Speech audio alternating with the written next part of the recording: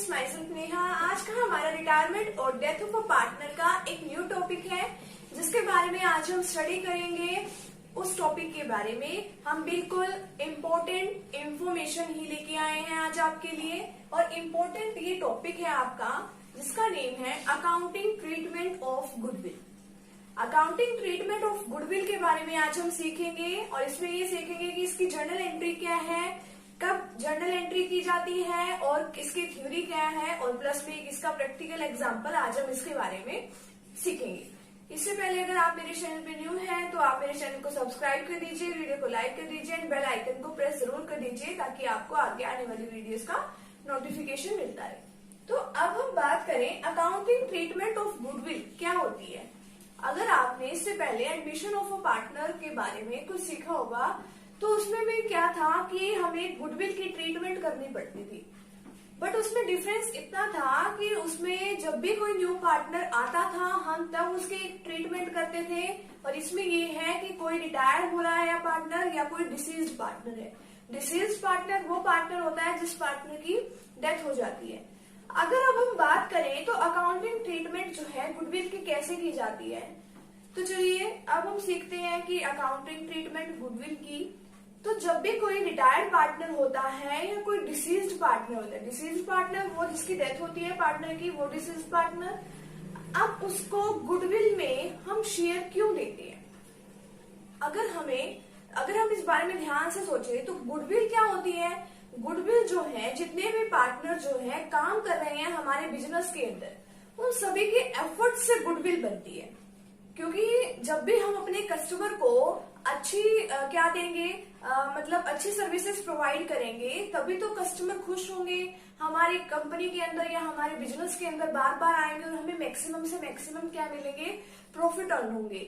ये होती है हमारी गुडविल की एक फर्म को रेपुटेशन मिल जाती है कि जिसकी वजह से हमें इन फ्यूचर फर्म में क्या मिलते हैं, मैक्सिमम प्रॉफिट्स अर्न होते हैं। अब जो रिटायर्ड पार्टनर होता है, अब हम उसको क्यों गुडविल देते हैं, वो गुडविल लेके क्या करेगा।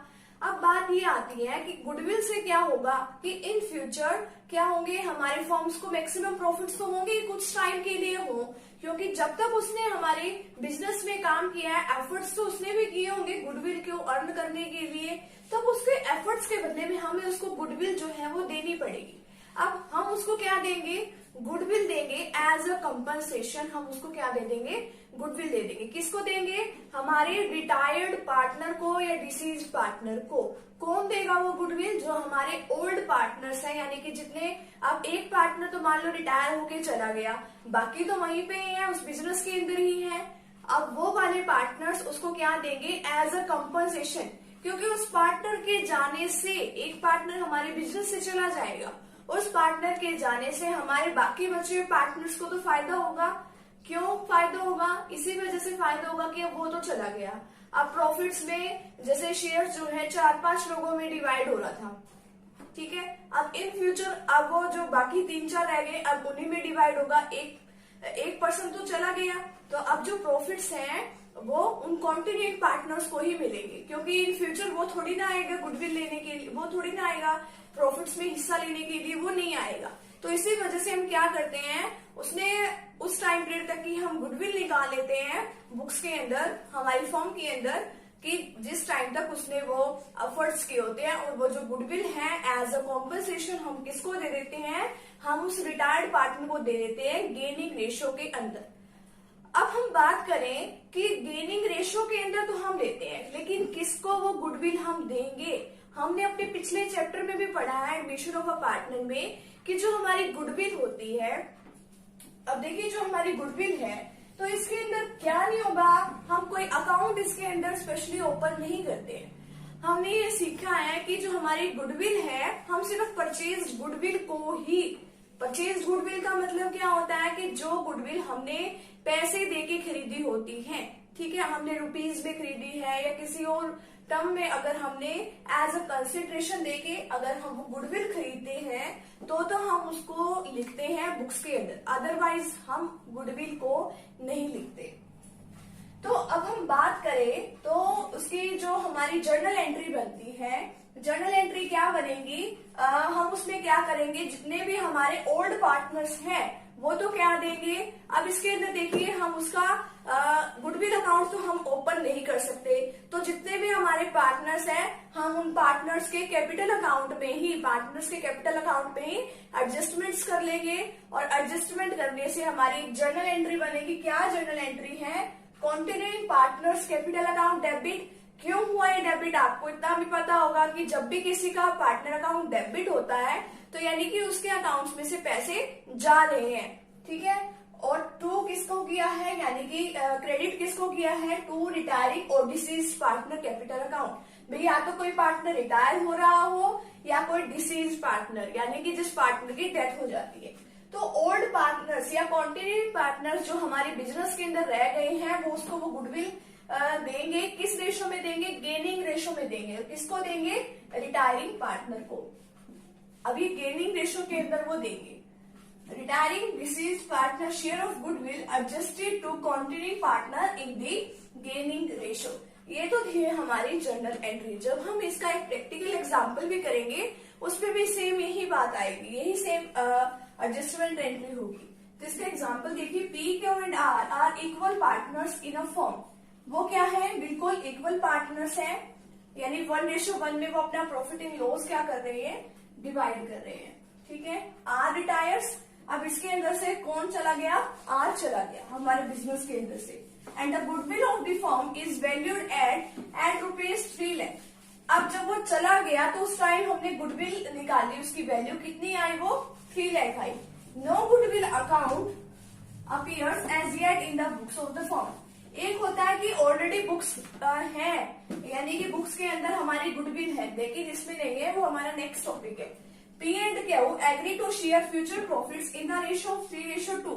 अब वो तो क्या थी? इक्वल पार्टनर्स थे, वो तो इनकी थी ओल्ड रेशो, ठीक है। अब ये जो 3:2 है वो क्या है? इनकी न्यू रेशो।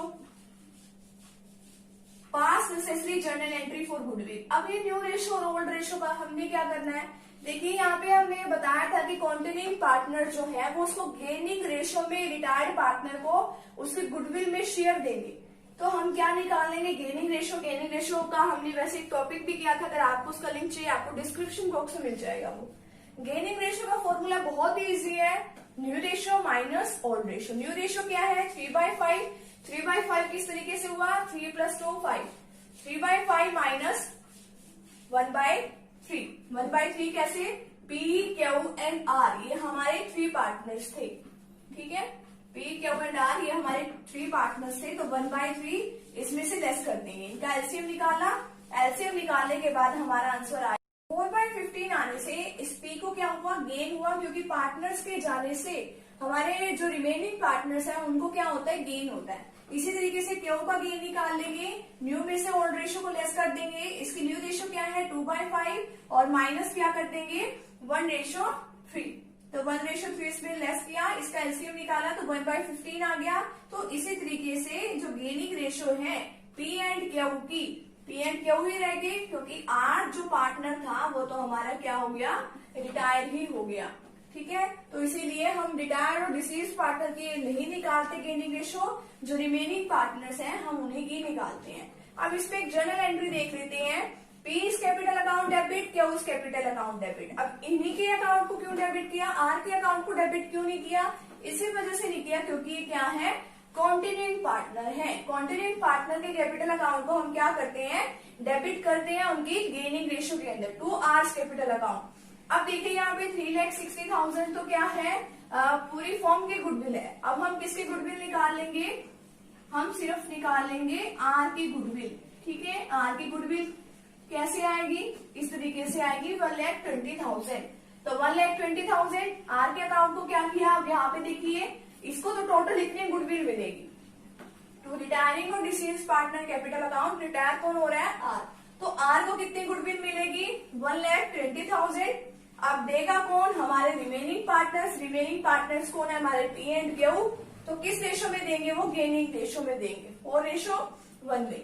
1,20,000 का 4/5 किया 96,000 आ जाएगा, और 1,20,000 का 1/5 किया तो 24,000 आ जाएगा। ये इस तरीके से हमारा ये प्रैक्टिकल क्वेश्चन जो है यहाँ पे कंप्लीट होता है। अगर आप मेरे इस चैनल पे न्यू हैं तो आप मेरे चैनल को सब्सक्राइब कर दीजिए, वीडियो को लाइक कर दीजिए और बेल आइकन को प्रेस जरूर कर दीजिए ताकि आपको आगे आने वाली वीडियोस का नोटिफिकेशन मिलता है। Thank you very much.